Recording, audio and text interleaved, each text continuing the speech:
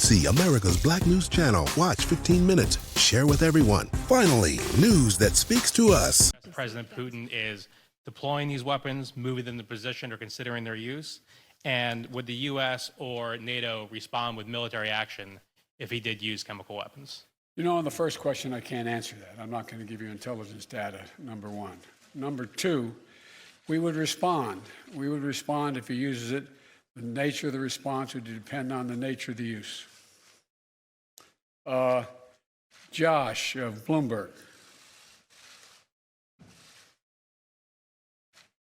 Perhaps I'll just project, Mr. President. Thank you very much. If I had your voice, I'd have been elected a lot earlier. I'll give it a try. He's got a long arm. Thank you. Can you talk to us about two things, sir? One, since your conversation with President Xi of China, have you seen any indications of action or lack of action from China that has led you to believe whether they will intervene and help Russia, either with the sale of arms or the provision of supplies to support this war in Ukraine? And secondly, can you say whether this, the conversation today turned to the subject of food shortages and what the U.S. will do to address wheat shortages in particular as a result of this war? Thank you. On the first question relating to President Xi Jinping of China, I had a very straightforward conversation with Xi now, I guess it's 6 days ago, 7 days ago, in that range. And I made it clear to him, I made no threats, but I made it clear to him that make sure he understood the consequences of him helping Russia, as had been reported and as what was expected.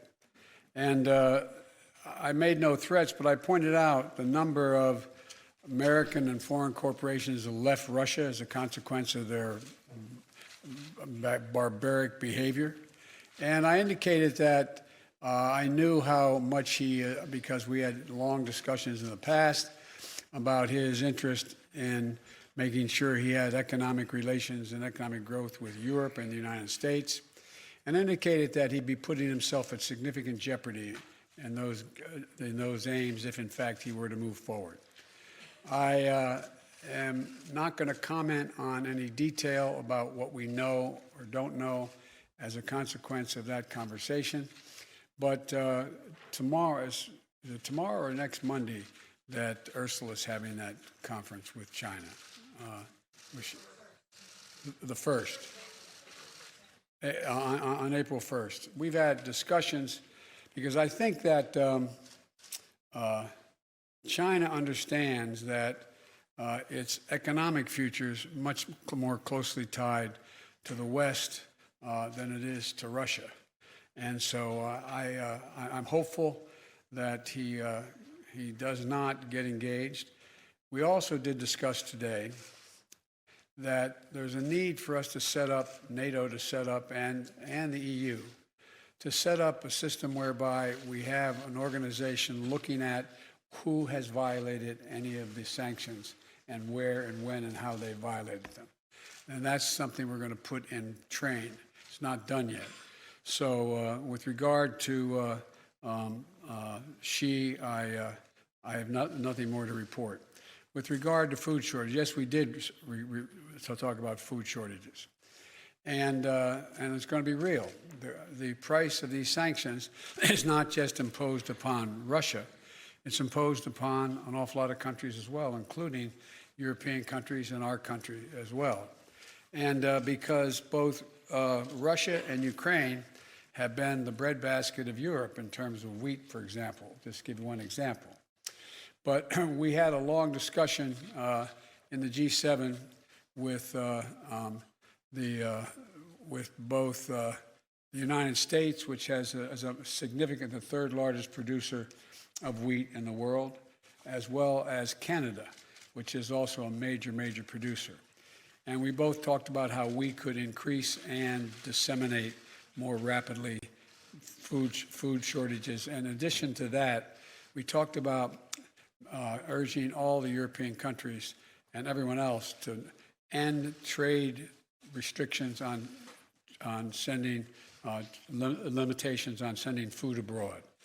And so we are in the process of working out with our European friends what it would take to help alleviate the concerns relative to food shortages. We also talked about a significant major U.S. investment, among others, in terms of providing for the need for humanitarian assistance, including food, as we move forward.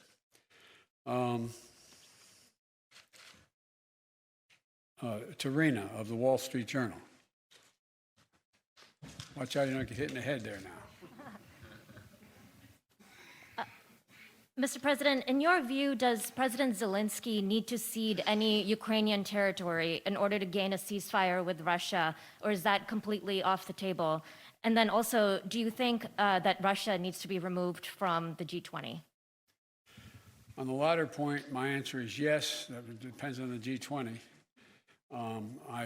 That was raised today, and I raised the possibility, if that can't be done, if Indonesia and others do not agree, then we should, in my view, ask to have both Ukraine be able to attend the meetings, as well as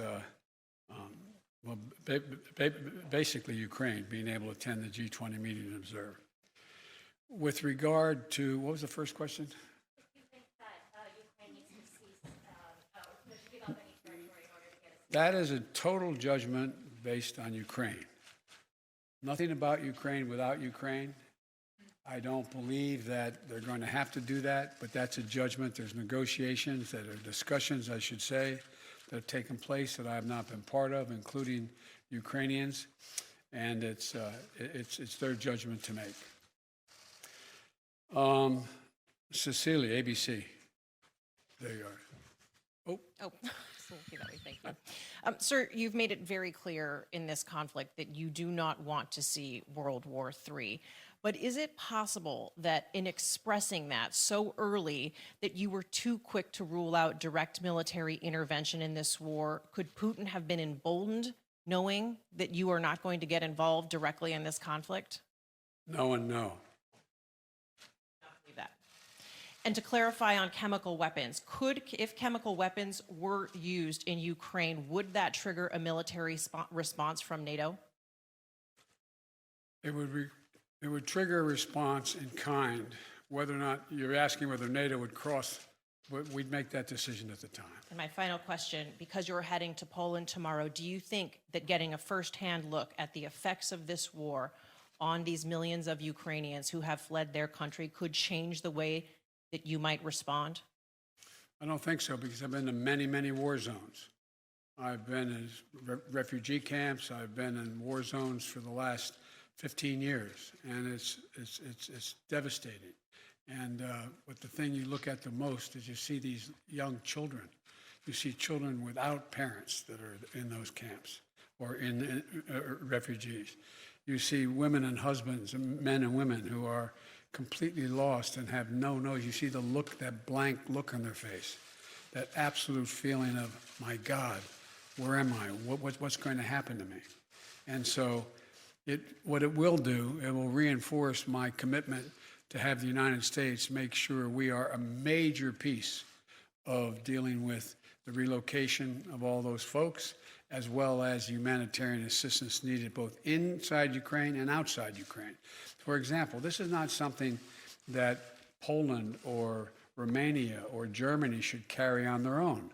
This is an international responsibility. The United States, as a leader, one of the leaders in the international community, has an obligation to be engaged and do all we can to ease the suffering and pain of innocent women and children and men, for that matter, throughout Ukraine, and those who have made it across the border. I plan on attempting to see those folks, as well as I hope I'm going to be able to see, I guess I'm not supposed to say where I'm going, am I? But anyway, I hope I get to see a lot of people.